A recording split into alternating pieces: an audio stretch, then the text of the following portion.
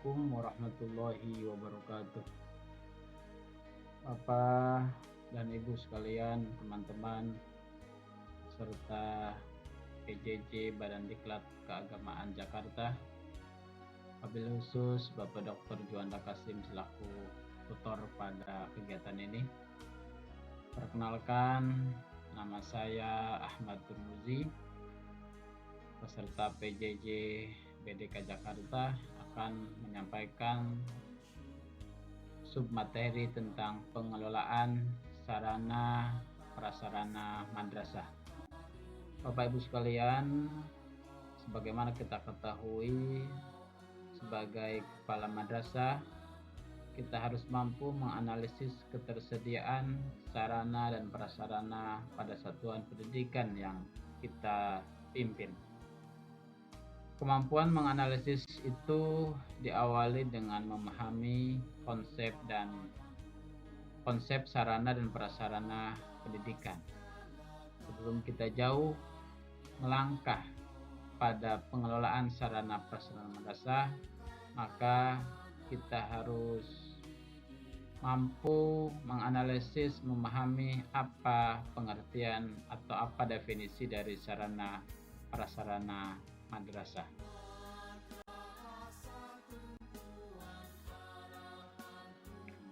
Definisi sarana dan prasarana.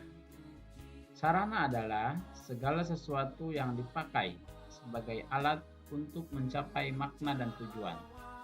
Ini menurut Kamus Besar Bahasa Indonesia. Contohnya sarana pendidikan diartikan sebagai alat untuk mencapai tujuan pendidikan.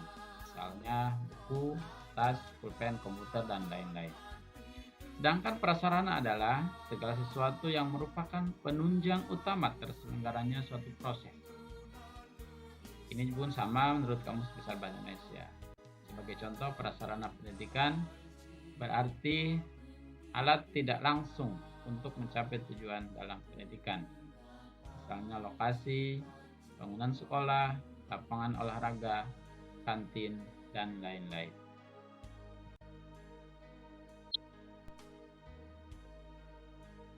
Jenis sarana dan prasarana pendidikan.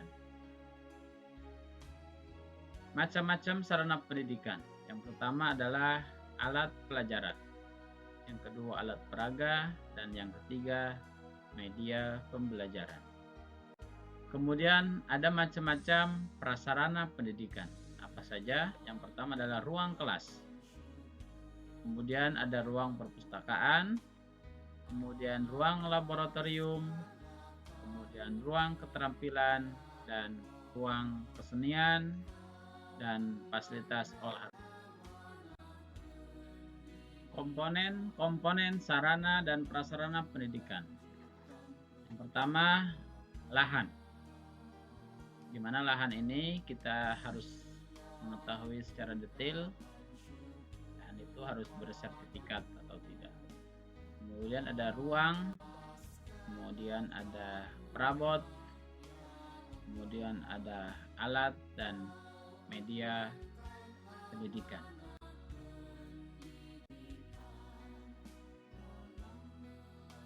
Pelayanan minimal dan standar nasional pendidikan sarana dan prasarana sekolah.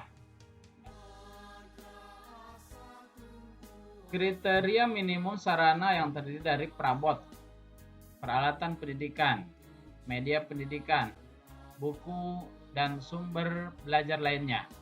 Kemudian teknologi informasi dan komunikasi serta perlengkapan lain yang wajib dimiliki oleh sekolah.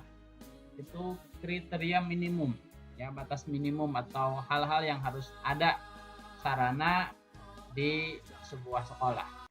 Kemudian kriteria minimum prasarana terdiri dari lahan, bangunan, ruang-ruang, dan instalasi daya dan jasa yang wajib dimiliki oleh setiap sekolah. Kemudian standar minimal prasarana madrasah atau sekolah. Standar minimal prasarana setiap jenjang pada satuan pendidikan. Misalnya di sini ada jenjang SD, ya. Jenjang SD TMI minimal dia ada ruang kelas, kemudian ada ruang perpustakaan, ada lab IPA, ruang pimpinan, ruang guru, tempat beribadah atau musola, ruang UKS, jamban, gudang, ruang sirkulasi, dan tempat bermain. Itu standar minimal prasarana untuk jenjang SD atau MI. Kemudian jenjang SMP atau SMTS.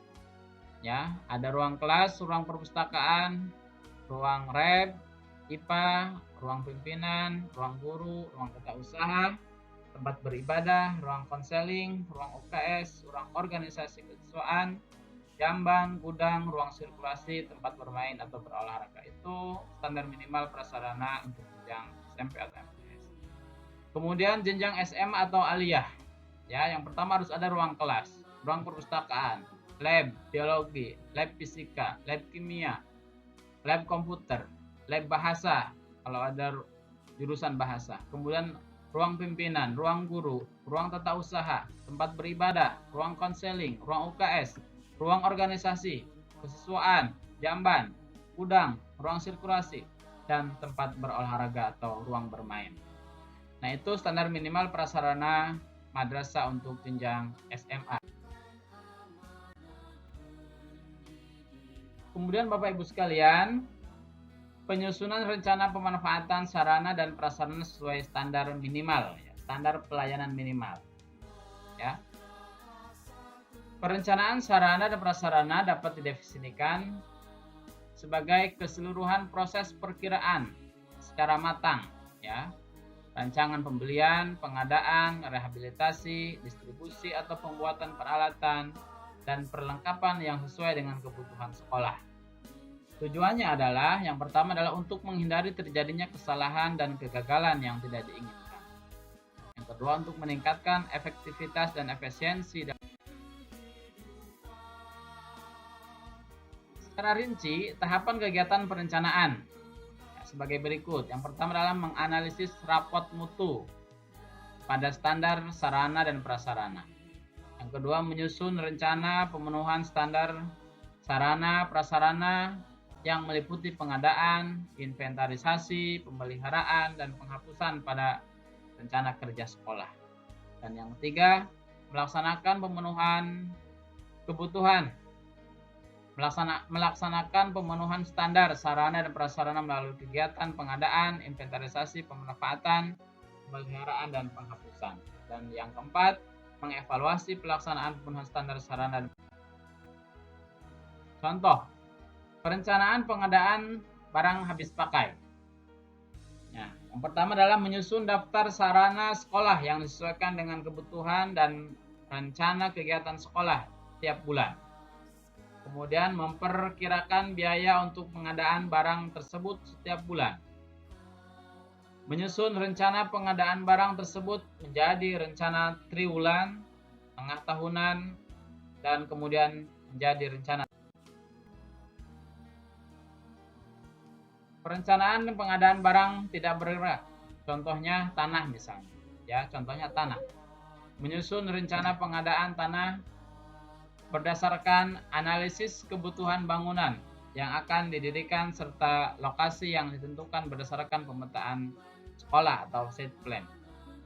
Yang kedua, mengadakan survei tentang adanya fasilitas sekolah seperti jalan, listrik, air, telepon, transportasi, dan sebagainya. Yang ketiga, mengadakan survei harga tanah. Yang keempat, menyusun rencana anggaran. Mungkin itu yang bisa saya sampaikan. Mohon maaf atas segala kekurangan dan terima kasih. Assalamualaikum warahmatullahi wabarakatuh.